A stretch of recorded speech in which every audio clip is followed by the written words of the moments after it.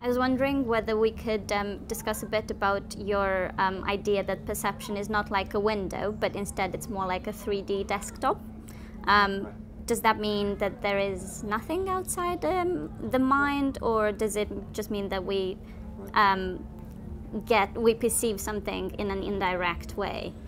Right. So most of my colleagues in cognitive neuroscience believe that our senses were shaped by natural selection, that we evolved, and that the selection pressures are such that those creatures that saw the world more accurately had a competitive advantage over those who saw less accurately.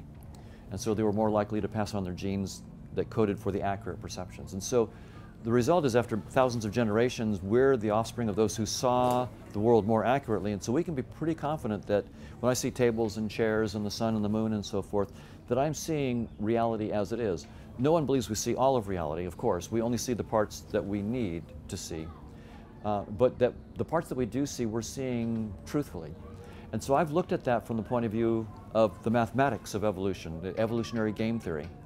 And we can actually run simulations to see what happens, and we can prove theorems. And we've done both. And the bottom line is that the probability, if our senses evolved and were shaped by natural selection, the probability that we see reality as it is zero.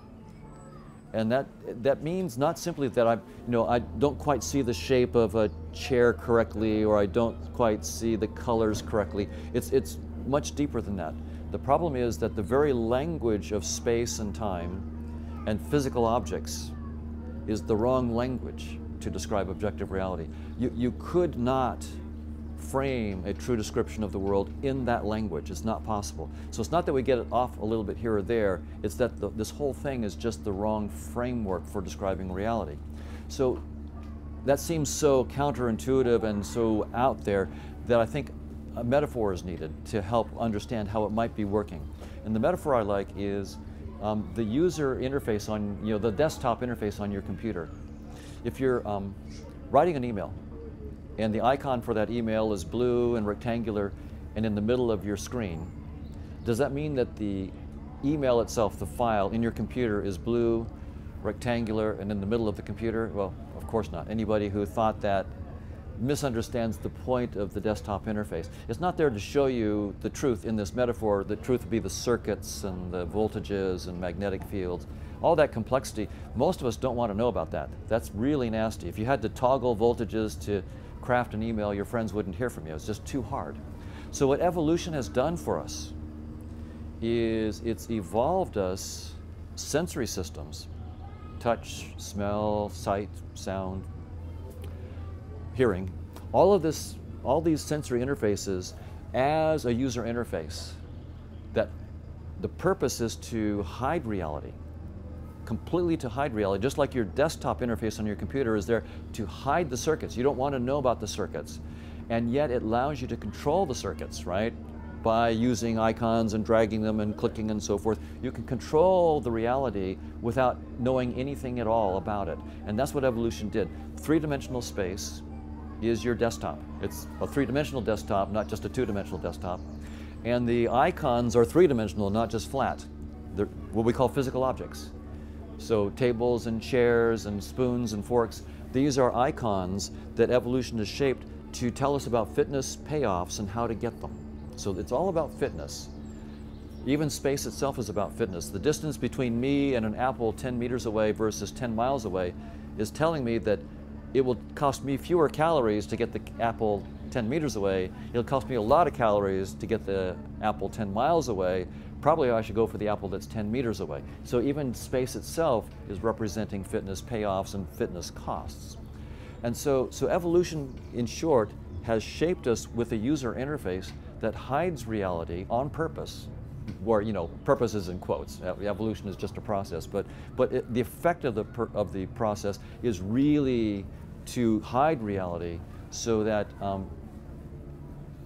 you're not distracted by it, and you can control reality without actually knowing what it is. So now the question that you asked is, what is that reality?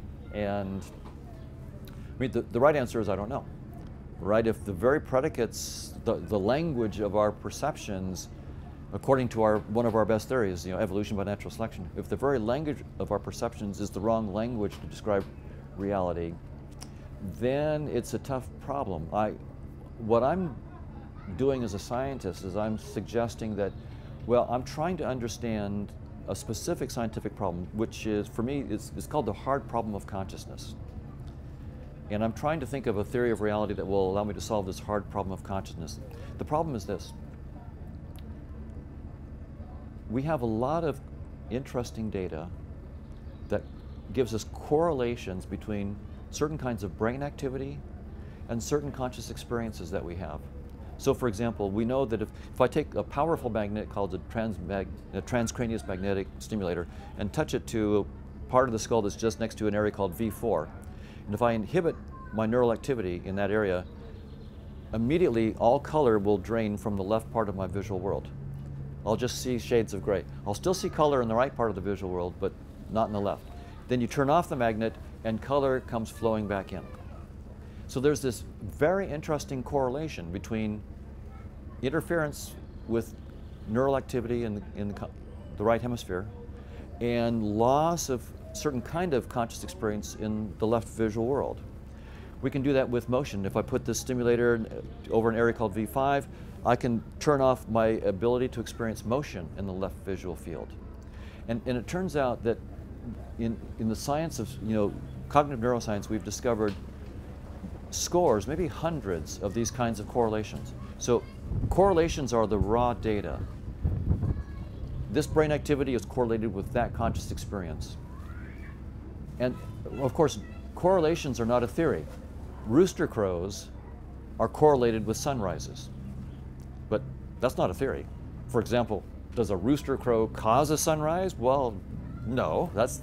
We would tend to think it might go the other way, but it's hard to go from correlations to a genuine theory of what's causing it. You might say, well, so for example, we know that brain activity that we can measure with EEG, electroencephalograms, we can predict your choices that you'll make in certain cases, your free will choices, 7 seconds before you can tell me what you're going to choose. So here again, brain activity is cleanly correlated with your experience 7 seconds later of a choice that you're making. So here again, we have this correlation, and in this case you might say, well, okay, here clearly the theory is the brain activity came first, the experience of feeling like you had a free will choice came a few seconds later, so clearly the brain activity had to cause it, and that's too quick. Another example, counterexample is, if you look at a train station, a bunch of people assemble at the train station, a few minutes later the train appears. Did the people coming to the train station cause the train to appear? No, they didn't. So even though the correlation is tight, every time a group of people appears, a train appears a few minutes later, it's not the case that the people appearing caused the train to appear. There's some third entity, namely a train schedule, that's coordinating both. So we have to be very, very careful when we have correlations. That's not the same thing as a theory. And then the final example is, you might say, well, look, when you actually take that magnet and stimulate area V4 or inhibit it, you're intervening. And by intervening, we can actually figure out what's causing what, right? So you turn off V4, color goes away. Surely that shows that V4 causes the color experience. And that's also too fast. If I'm in a virtual reality game like Grand Theft Auto and I've got a steering wheel, I can say, look, I can intervene. I can turn the steering wheel to the left. That will make the car turn to the left. Therefore, the steering wheel is real and it really does have an effect on a real car. No, it's not. There's, again, a hidden reality of diodes and resistors, all the circuits, that's mediating this. We only have the fiction of intervening and a fiction of causality. So the problem we have in the hard problem of consciousness is this. Scientists have gotten dozens, maybe hundreds of these tight correlations. We do not have a theory. We cannot explain why neural activity is correlated with conscious experiences. And in particular, we cannot, for a single conscious experience, like say, by conscious experience, I mean something really simple, like having a headache, experiencing color, the taste of vanilla. the theories that are proposed are basically only believed by the graduate students of the professor who proposes them. And no theory that's been proposed can even predict or specify the conditions for a single experience, like the taste of vanilla. So if you think that neural activity causes the taste of vanilla, precisely what neural activity is causing the taste of vanilla and how does it do it, no one has any idea. Or if they say that neural activity is identical to the taste of vanilla, then as a scientist I want to say, okay, tell me with mathematical precision what exactly is the neural activity that's identical to vanilla and why is it identical? I mean, anybody can say anything. I can say the moon is identical to blue cheese and just stipulate it. Presumably you need to give me some reason why I should believe in the identity. So they can't specify the identity and much less say why the identity should be plausible. So that's the problem that we've got. It's a really deep, open scientific problem. And it's very personal. We all have conscious experiences. We would like to understand and we also have brains. We'd like to understand what's happening here. Why are these correlations there? And so this theory of evolution that I mentioned that says we don't see reality as it is has a really strange consequence. It means that when I see a physical object like an apple, effectively I'm creating that apple as a data structure in my interface, much like if I'm in a virtual reality and I have a headset on, and every time I turn over here, I will see something. I'm rendering that in real time. I see an apple. As I go over here, I'm no longer rendering. The apple's gone, but as soon as I turn over there again, I will again create a three-dimensional apple. So I'm saying this doesn't just happen in virtual reality, it happens in everyday life. I look over here, I see an apple, I'm literally creating that data structure because now I'm effectively an apple is a description of fitness payoffs and how to get them. It's all about fitness. That's the key thing. Evolution is all about fitness. But that means that the objects don't exist as pre-existing things. When I see an apple, we like to think, well, that's because there really is an apple. And I'm saying, no, there's some other reality out there. But just like the blue icon on your desktop doesn't resemble the true file, the apple does not resemble anything in objective reality. It's an abstract data structure that's just telling you how to act to get fitness payoffs. Here's the kicker. When you look inside your brain, inside your skull, and you see a brain, that's also just a data structure that you're creating. Neurons are just data structures. They don't exist, and this is the weird stuff. I don't have a brain when no one looks, and some of my colleagues would say, yeah, I agree with that. You don't have a brain. But the point of this is that we create any physical object that we see in the moment that we see it. And so neurons don't exist when they're not perceived. Therefore, neurons could not be the source of our conscious experiences.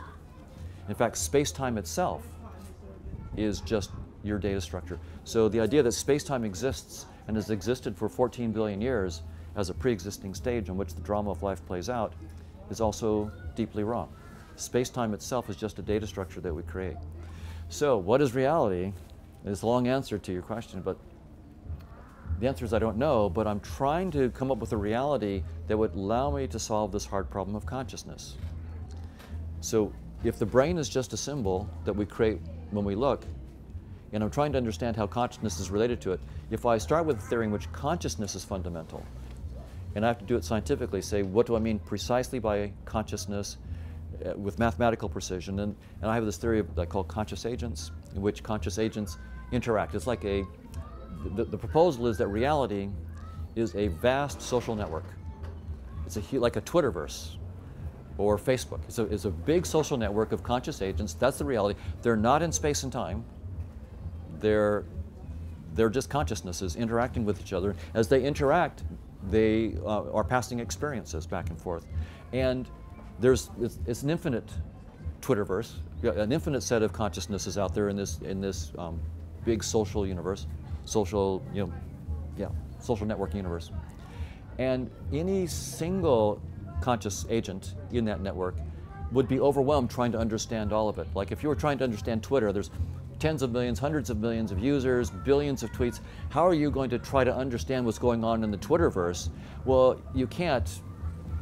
But what you can do is you can use visualization tools. Suppose I have a visualization tool that compresses it all down, shows you what's trending in this city and what's trending over there. So you compress it all down maybe into something that you can see through a headset so that you can actually, well, here's the Twitterverse in London, here's the Twitterverse in Edinburgh, and so forth, and here's what's going on, here's what's trending. Then you could sort of visualize it.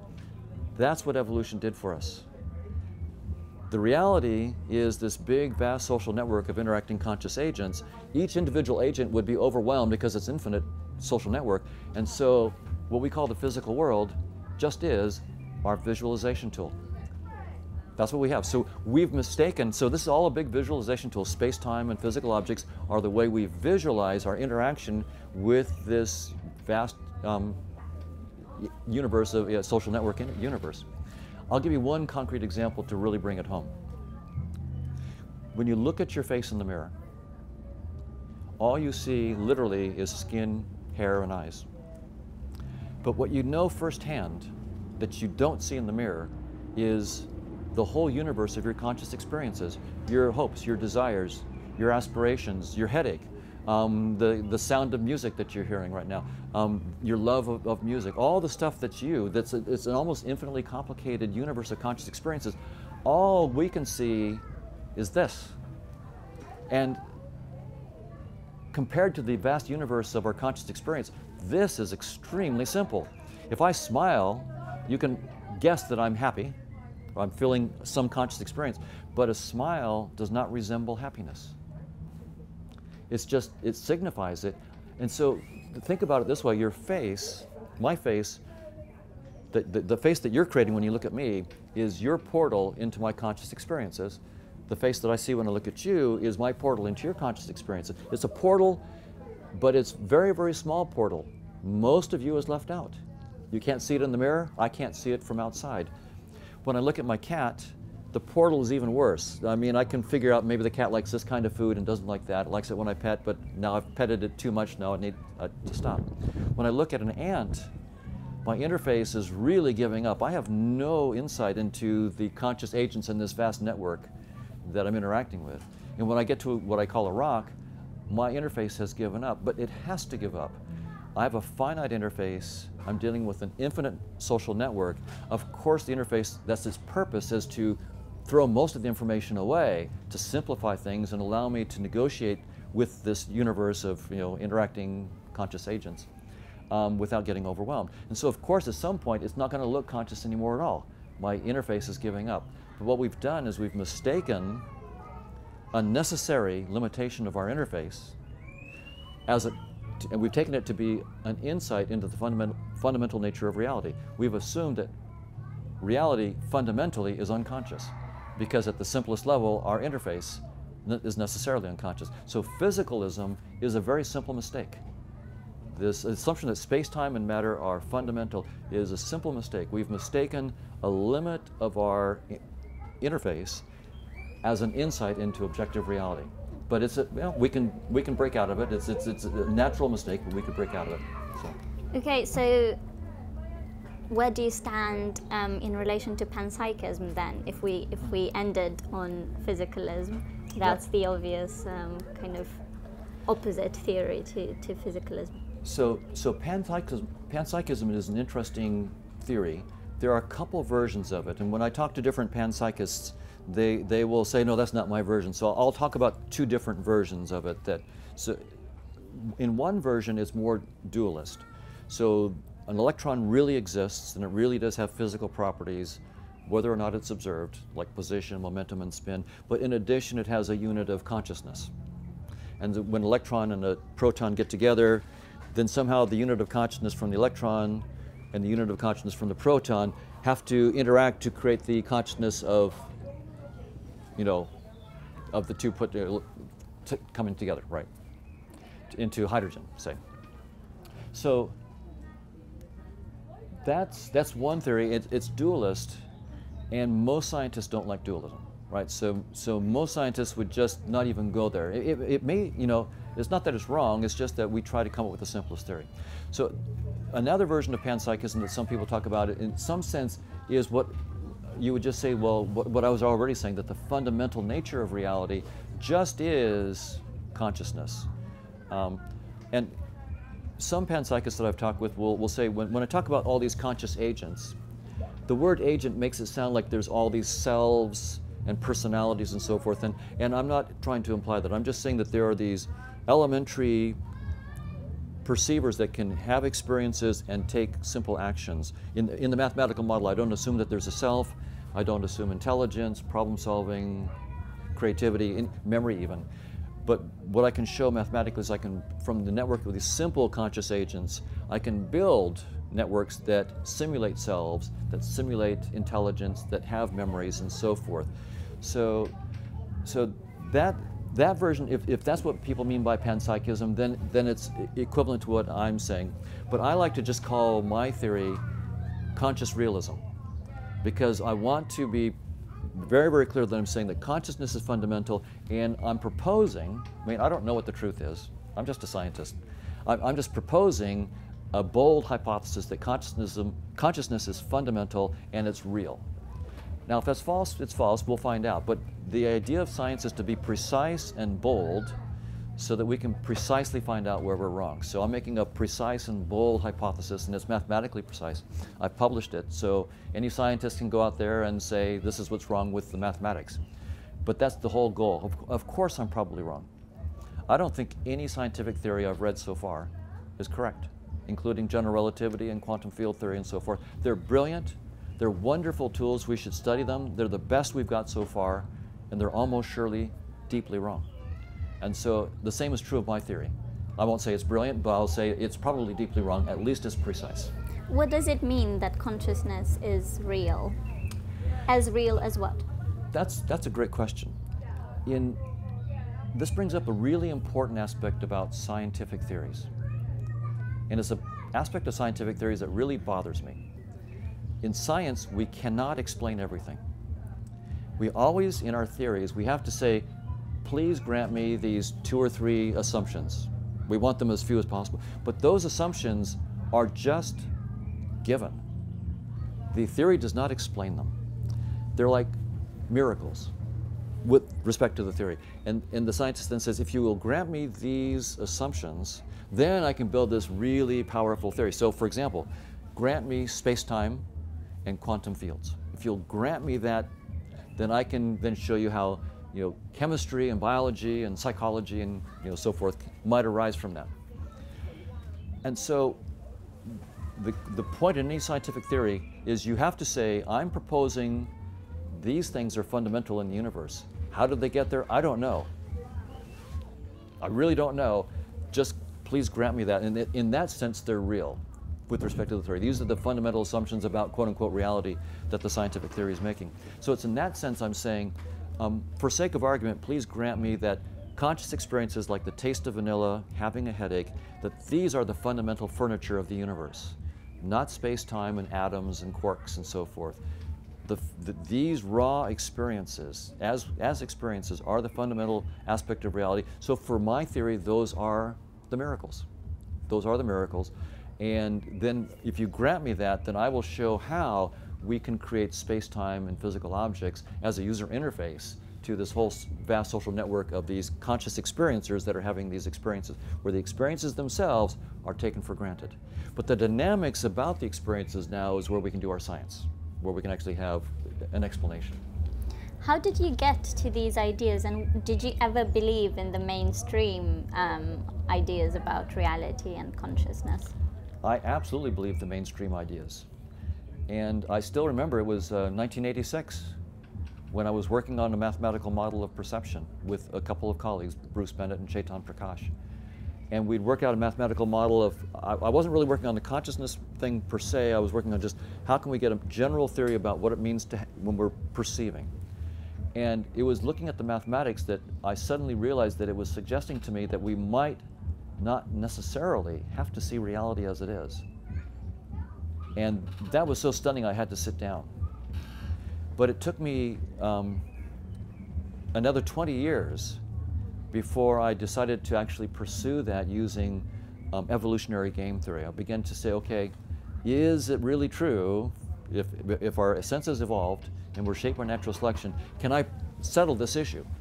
Would natural selection actually favor perceptions that show us the truth, not all the truth, but some of the truth? Or will natural selection actually drive truth to complete extinction? And then it was stunning to me. I was surprised how the math came out when it actually said, for very deep principled reasons, that natural selection would drive any true perceptions to complete extinction. So it's been, it's not just been an intellectual odyssey, it's been an emotional odyssey. This is upsetting. It's actually upsetting to realize that something I deeply believed all my life is just fundamentally wrong. And so I can understand why people might hear this and go that this is just too crazy. Does it change the way you experience life on a day-to-day basis? Very, very slowly.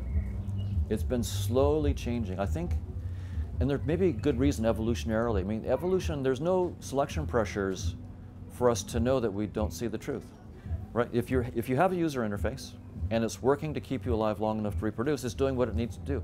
There's no selection pressures to also tell you, oh, by the way, this is just a game, you're not seeing the truth, this is just a user interface. And so we deeply believe it. In fact, we believe that because we have to take our perceptions seriously, right? That we should therefore also take them literally. I mean, one objection people give to me is to say, you know, Don, if you think that train coming down the tracks at 200 miles an hour is just an icon in your interface, why don't you just hop in front of it? And after you're dead, and this silly theory with you, we'll know that train was real, it's not just an icon, and it really can kill. And I wouldn't jump in front of the train for the same reason I wouldn't drag my blue icon to the trash can icon carelessly. Not because I take the icon literally, the file is not blue and rectangular, but I do take the icon seriously. If I drag it to the trash can, I could lose my work. Maybe I've written a book and it's taken me a couple of years. I could lose all that work, so I better take the icon seriously, but that does not entitle me to take it literally. And so that's part of human nature. We're inclined to this illogical assumption that because we have to take all of our perceptions seriously, we're entitled to take them literally. The reason we have to take them seriously is evolution shaped them to keep us alive. So if you see a cliff, don't step off. If you see a snake, don't grab it unless you know what you're doing. And if you see a train, don't jump in front. You have to take it seriously, but that does not logically entitle us to take it literally.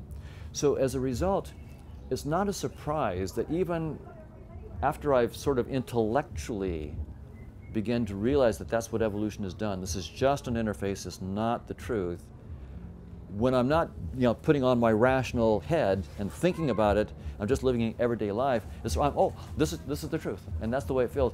It's been many, many years, I'm slowly starting to have a different set of feelings like, oh, this is a headset. I'm now rendering that chair. I'm now rendering that light. But it's very, very slow for me. Usually I fall back into the normal, I'm just immersed in the truth. But virtual reality is actually helpful, to actually spend time in a virtual reality world in which you realize, oh yeah, I'm rendering a full 3D world. Now I just deleted that whole 3D world. I'm not rendering it anymore. Oh wow, that's maybe what's also happening in everyday life. The headset, when I take off a virtual reality headset, there's another headset that I've always had on that I didn't know. And it's what I call reality. But it's just another virtual world that evolution programmed into us.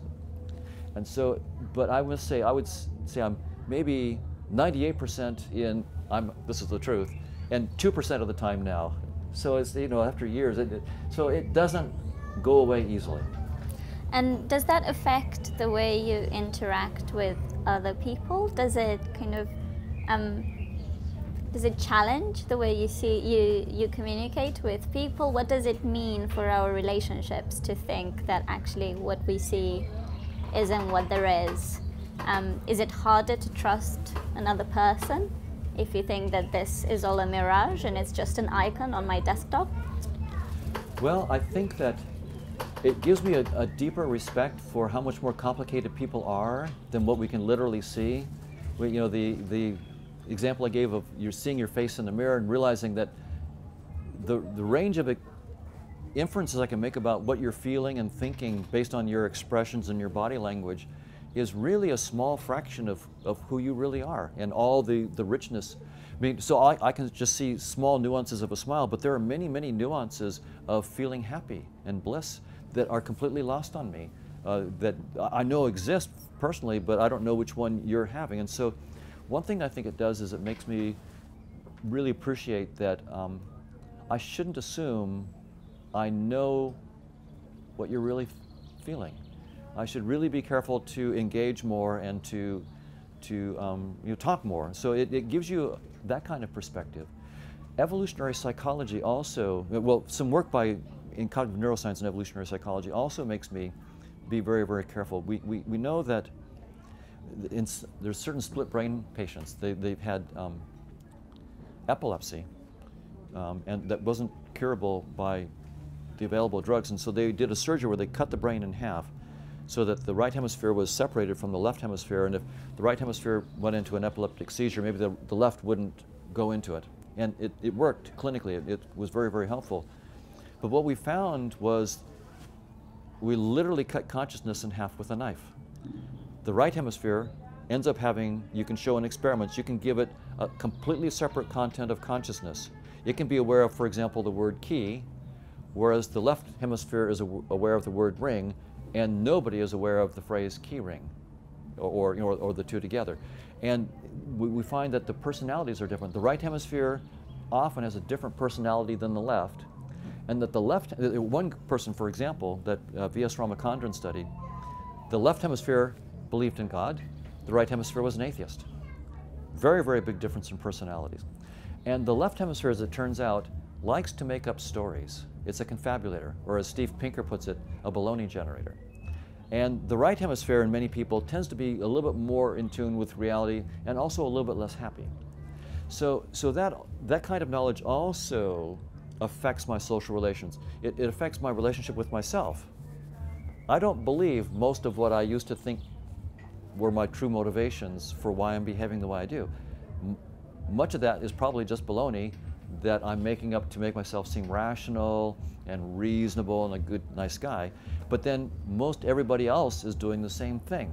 We're really hiding our true motives. And so that's why it's sort of difficult in personal relationships. It's not like we're consciously being disingenuous.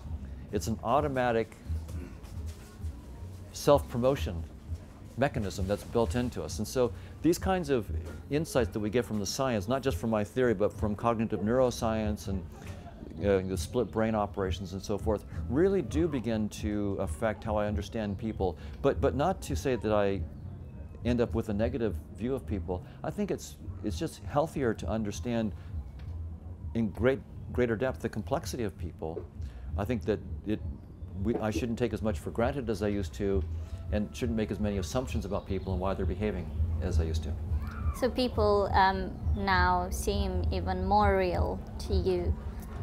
That's right. I'm proposing that your consciousness is a fundamental reality in this vast social network of conscious agents. And one thing that comes out in the math is, in my theory, is that when two conscious agents interact, they create a new single conscious agent. And so you can have very, very simple agents that have very, very simple, like only two experiences and maybe two actions that they can take. I call them one-bit agents. But when two of these one-bit agents interact, you get a two-bit agent that has maybe four possibilities. And by the time you get to me, I don't know how many, billions or trillions or who knows how many. But then think about my two hemispheres. There's evidence that when the corpus callosum is cut, they have separate consciousnesses with potentially separate contents and separate personalities, and even separate religious beliefs. But when they're connected with the corpus callosum, there's what I call me. There seems to be a single unified person. And so that's another interesting thing that comes out of this, is trying to understand, this theory opens up the idea that you're real, and that you're also two conscious agents, not just one conscious agent, you're two. And the theory says you're a whole infinite lattice, all the way down to these simple one-bit agents, going all the way up to the two hemispheres, and finally to the one agent that's you. And then the theory leaves open the possibility that just in interacting with other conscious agents, other agents are being formed. But apparently, I don't experience that. And it's an interesting thing to look at in the mathematical theory. How much can an agent know about the agents that are emerging from its experiences or interactions with other agents? There is empirical data on this. Michael Gazzaniga, working with these split brain patients, asked or talked with a guy, several of them, that had the split brain operation, and he asked the person, does it feel any different now with the split brain operation than it did before? And one video I've seen, the person said, absolutely not. It feels just the same as it was before. And what we know is that that's the left hemisphere talking. Only the left hemisphere can talk. The right hemisphere can't talk, but it understands language. And we know the left hemisphere is a confabulator. So when I saw that, I was going, okay, well, maybe the left hemisphere is just saying, you know, nothing to see here, is trying to make everything papered over. But the right hemisphere typically is not as much of a confabulator. So I asked Gazzaniga a few weeks ago, what about the right hemisphere? When you ask the right hemisphere, does it also say that there's no difference? And he said, read my book, and he pointed me to, he actually offered me his PDF, and so very, very kindly. I looked in his book, and the answer is yes, the right hemisphere also says that it doesn't notice a difference. That's stunning data. That's some of the most important data that I've ever seen from the split brain stuff. It's saying that the two hemispheres, there are 43 billion neurons in the cortex of the right hemisphere, 43 billion in the left, and the right hemisphere is saying, when I got cut off from those 43 billion other neurons, I don't notice a difference.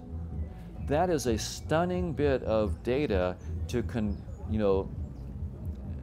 use in trying to frame a theory of consciousness. When two consciousnesses interact, how do you create a new consciousness, and how much do the lower level consciousness actually know about the higher level consciousness? Maybe almost nothing. Maybe nothing. In which case, that's a stunning, so you can see the possibilities that this whole framework opens up when we take consciousness as fundamental and start looking at the neuroscience data in this new way. It's giving us insights into how we might want to constrain our theories of how consciousness works and what happens when consciousnesses interact. It's a completely new way of thinking. So does this mean that the two parts of our brain interact a lot more than we think, or does it mean that they are both quite autonomous and they mirror each other, or well, it's what does suggesting, it like when we're just talking here, you know, I have a feeling I'm just one person. I don't have the feeling of like two really separate individuals that are negotiating, and one is an atheist and one's a believer and one's happy. I mean, sometimes you might feel a little struggle. Do I want to party tonight or do I want to study? I mean, there are little, and maybe you get little hints of some kind of, but most of the time we feel like we're just a single unified thing, and yet we have clear evidence that there's two. So I don't know what to say. It seems like it you know, we're both, that you are one, but that the one that's talking to you right now is not aware of the two separate consciousnesses, and those are probably not aware of the consciousnesses underneath them. When I teach a psychology class, I teach Introduction to Psychology for freshmen at the university. I'll tell them at some point during the course that 99% of all mental processes are unconscious. The way that's normally interpreted is to say that the brain is real, most brain processes don't give rise to consciousness. The ones that give rise to consciousness are really just a tiny fraction, less than 1%. I'm turning it around the other way. I'm saying it's consciousness all the way down. It's this whole vast social network of conscious agents, but my interface has to simplify things. So I only can see my whole network in terms of what I call my body. High levels, I view it in terms of what I call my psychology and my moods. Further on down, I call it my neuroscience, my chemistry, my biology, my physics. But those are all my interface, just getting more and more giving up at trying to represent what's going on in this vast social network. So all I can do is see myself through my interface description and what I see as a body, which is hiding this vast network of conscious agents, which is all coordinating together to create the single consciousness that's talking to you. So that's, you can see it's a completely different picture of what it means to be a human being. And it gives a new sense to what it means to be embodied. I mean, embodied cognition is, I think, important, but this gives a new sense that even our embodiment itself is a picture that we come up with. Thank you very much. My pleasure. For more debates, talks and interviews, subscribe today to the Institute of Art and Ideas at IAI TV.